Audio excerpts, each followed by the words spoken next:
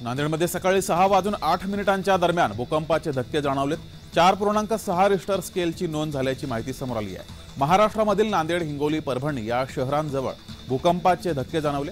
नागरिकांमध्ये भीतीचं वातावरण निर्माण झालं असून सुदैवानं कोणतीही जीवितहानी झालेली नाही। मार्च महिन्यात दुसऱ्यांदा नांदेडमध्ये भूकंपाचे धक्के जाणवलेत। याआधी 3 मार्च रोजी संध्याकाळी 6:30 वाजता 1.3 रिश्टरचे सौम्य भूकंपाचे धक्के जाणवले होते।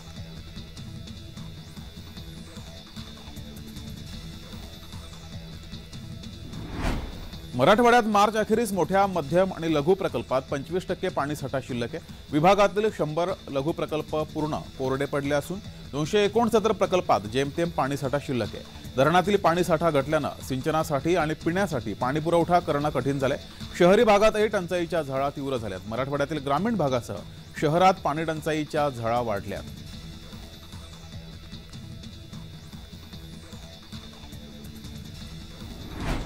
छत्रपती संभाजीनगर जिल्ह्यातील पैठण तालुक्यातील वडवाळी येथे जमिनीच्या वादातून पुतण्यानं चुलत्याच्या डोक्यात कोयत्यानं वार केले। त्यानंतर चुलत भाऊ आणि भांडण सोडवण्यासाठी गेलेल्या ट्रॅक्टर चालकालाही बेदम मारहाण केल्याची घटना घडली आहे। या प्रकरणी पैठण पोलीस ठाण्यात चौघांवर गुन्हा दाखल केला आहे।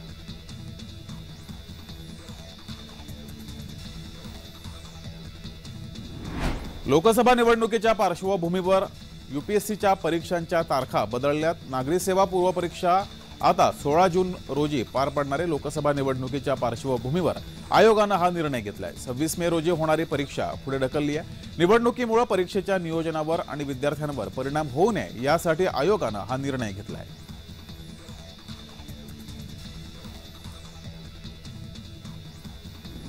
अहमदनगर जिल्ह्यात बहुतांश ठिकाणी दुष्काळ सदृश्य परिस्थिती निर्माण झाली आहे। चाऱ्याचा प्रश्न देखील तितकाच गंभीर होत चाललाय। त्यात शेतकरी जोडधंदा म्हणून दूध व्यवसायाकडे पाहतो, परंतु दुधाचे भाव पडल्यानं शेतकरी दुहेरी संकटात सापडलाय।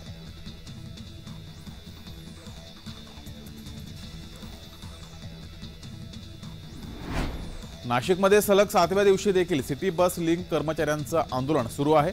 पगार, पीएफसह इतर काही मागण्यांसाठी हे आंदोलन सुरू आहे। आमच्या मागण्या पूर्ण होईपर्यंत आंदोलन सुरू ठेवण्याची कर्मचाऱ्यांनी भूमिका मांडली आहे। शहरातील बस सेवा ठप्प झाल्यानं प्रवाशांना मोठा फटका बसतोय।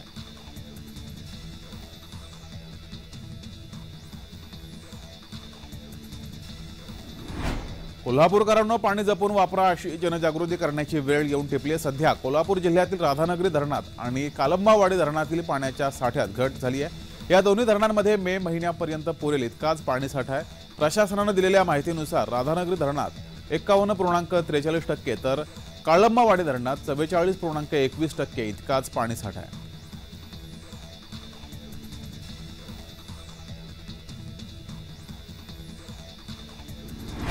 हिंगोलीच्या सेनगाव तालुक्यातील खैरी घुमट येथील कानिफनाथ गडावर यात्रेला सुरुवात झाली आहे। मराठवाड्यासह विदर्भातील भाविक मोठ्या प्रमाणात दर्शनासाठी येतात। येथे शिखरी काठ्याचा नेत्रदीपक रिंगण सोहळा मोठ्या उत्साहात पार पडतो। नांदेड जिल्ह्यातील डोरली येथील कावडीचे आगमन झाल्यावर या यात्रेला सुरुवात होते। कानिफनाथ महाराजांच्या पालखीची मिरवणूक निघाली। त्या पालखीच्या पाठीमागे वेगवेगळ्या गावातील मानाच्या शिखरी, काठ्या आणि भगवे ध्वज हातात घेऊन भाविकांनी मंदिराला प्रदक्षिणा घातली।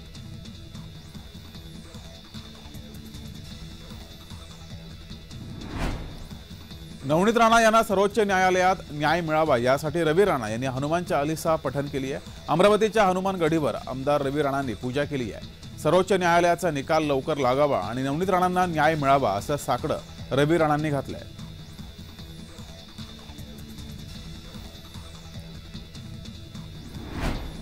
दर्यापूर येथे अज्ञातांकडून 5 चारचाकी गाड्यांच्या काचासह गाड्या फोडल्या। दर्यापूर ते मूर्तिजापूर रोडवरील घटना आहे। रस्त्याच्या कडेला सगळ्या गाड्या पार्क केल्या होत्या। या प्रकरणी दर्यापूर पोलीस ठाण्यात गुन्हा दाखल केलाय।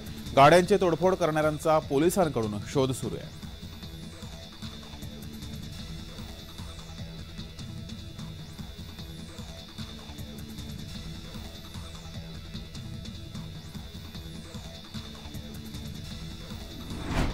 कोकणात होळी या सणाला विशेष महत्त्व आहे। देशातील एकमेव असं मंदिर ज्या मंदिरात दरवर्षी फणसाच्या झाडापासून होळीच्या आदल्या दिवशी पाषाण बनवून ते वर्षभर ग्रामदैवत म्हणून त्याची पूजा केली जाते। सिंधुदुर्गातील सावंतवाडीमधील सांगेली गावात होळीच्या अगोदरच होळीच्या दिवशी तोडल्या जाणाऱ्या झाडाची पूजा केली जाते। महाशिवरात्रीपासून ते होळीपर्यंत तब्बल 15 ते 20 दिवस सोहळा असतो। गावात पूर्णतः धार्मिक वातावरण असतं। दररोज भजन, कीर्तन, दशावतार यांची रेलचेल असते।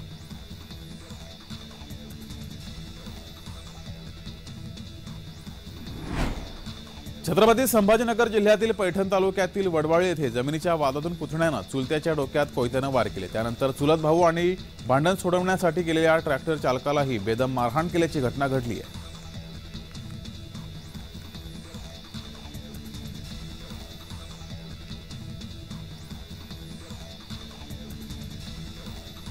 लोकसभा निवडणुकीची घोषणा झाली असून नगर दक्षिण आणि शिर्डी मतदारसंघासाठी 13 मे रोजी मतदान होणार आहे। या पार्श्वभूमीवर जिल्हा पोलीस अलर्ट झाले।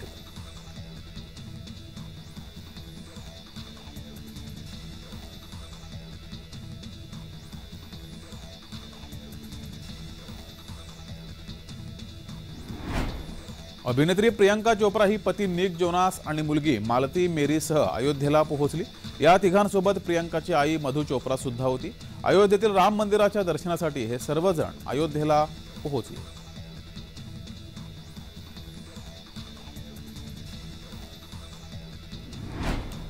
कितीही तंत्रज्ञानाचा वापर केला तरी काही क्षणी अचूक निर्णय देताना टीव्ही आणि मैदानावरील पंचांची तारांबळ उडते। परंतु यंदा IPL मध्ये नव्या रिव्ह्यू प्रणालीचा वापर केला जाणार, त्यामुळे निर्णयात अधिक सुस्पष्टता दिसून येईल। येत्या शुक्रवारपासून सुरू होणारी IPL नव्या तंत्रज्ञान रिव्ह्यू प्रणालीचा नवा आविष्कार असेल।